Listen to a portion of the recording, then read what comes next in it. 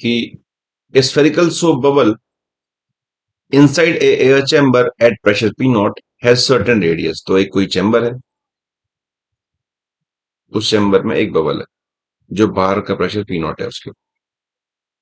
So that the excess pressure in the bubble is delta P, that is 144। तो इस bubble के अंदर जो एक्सेस प्रेशर डेल्टा P, मतलब अगर ये अंदर का प्रेशर कुछ P1 बोल दें तो आपके पास आपको डेल्टा P गिवन है, दैट मीन्स कि P1 minus P not given है। सो बबल है तो 40/R होता है वो। Now the chamber pressure is reduce to इतना। अब इस चेम्बर का प्रेशर कम कर दिया गया, तो प्रेशर कर दिया इसका 8 P0/27। so that the bubble radius and its excess pressure changes। तो अब प्रेशर बदल दिया तो बबल का रेडियस बदल जाएगा।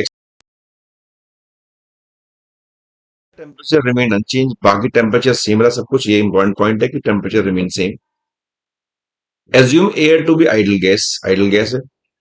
Access pressure in the both the cases is to be much smaller than the chamber pressure. अब ये भी इंपॉर्टेंट पॉइंट है, एक्सेस प्रेशर नेग्लिजिबल है।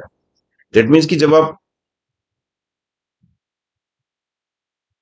जैसे डेल्टा भी लिखते हो is equal to P plus P minus लिखते हो बाहर का प्रेशर जो भी पी नॉट है, तो चैम्बर बोल सकते हैं इसको। तो P1 निकल के आएगा, वो निकल गया P chamber plus delta P. तो डेल्टा पी नेग्लिजिबल है, उसको आप इग्नोर कर सकते हो। तो जो P1 है, P1 है उस गैस के अंदर का प्रेशर जो भी बबल है। तो P1 ये PC है। तो जो P1 है वो चैम्बर के प्रेशर के बराबर ही है ऑलमोस्ट, ये कहने का मतलब है इस पॉइंट का। नाउ फाइंड करना है हमको न्यू एक्सेस प्रेशर, न्यू कितना होगा, डेल्टा पी कितना होगा। ठीक है, तो कंडीशन गिवन है कि टेम्परेचर जो है वो रिमेन सेम है। So what we will do, we can apply PV equal to NRT. अब यहाँ पे टेम्परेचर तो सेम ही है, और ये जो आपके पास ये आपको बबल गिवन है इसमें नंबर ऑफ मोल्स भी सेम ही रहेंगे, तो पीवी पूरा ही कांस्टेंट है कुल मिला के ये बात। दैट मीन्स कि P1 V1 must be equal to P2 V2। ये बबल के अंदर की बात हो रही है। तो बबल, तो वो मैंने बताया अभी आपको इस पॉइंट से कि वो बबल के अंदर जो प्रेशर होगा चैम्बर के बराबर ही होगा, बिकॉज डेल्टा भी नेग्लिजिबल है। तो ये P नॉट होगा। वॉल्यूम पहले 4/3 कुछ मान सकते हैं पाई R1 क्यूब है। बाद में चैम्बर का प्रेशर इतना है, तो इसका प्रेशर भी इतना हो जाएगा, because because of simply this concept. This is 8 P0/27 4/3 pi R2 cube. तो 4/3 पाई तो कट ही गया है, P नॉट से P नॉट कट गया,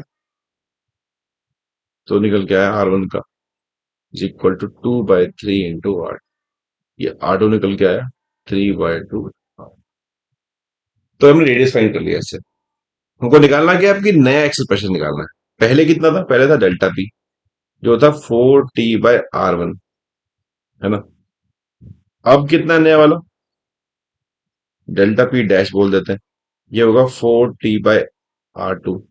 दोनों को डिवाइड कर लेते हैं, तो delta P dash upon delta P is equal to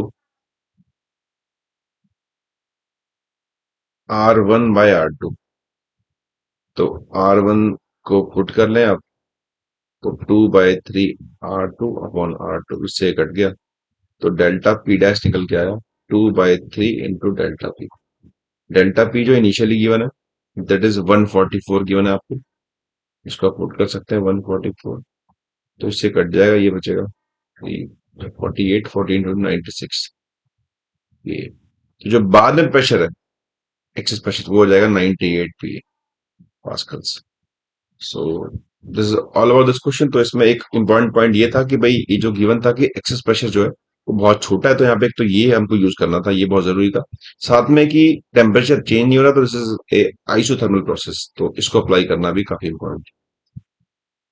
तो आई बिलीव कि क्वेश्चन क्लियर होगा। तो वीडियो कमेंट जरूर करें, और इस तरह के और वीडियोस के लिए मुझे फॉलो करें, सब्सक्राइब करें और मेरे चैनल को शेयर करें। Thanks for watching.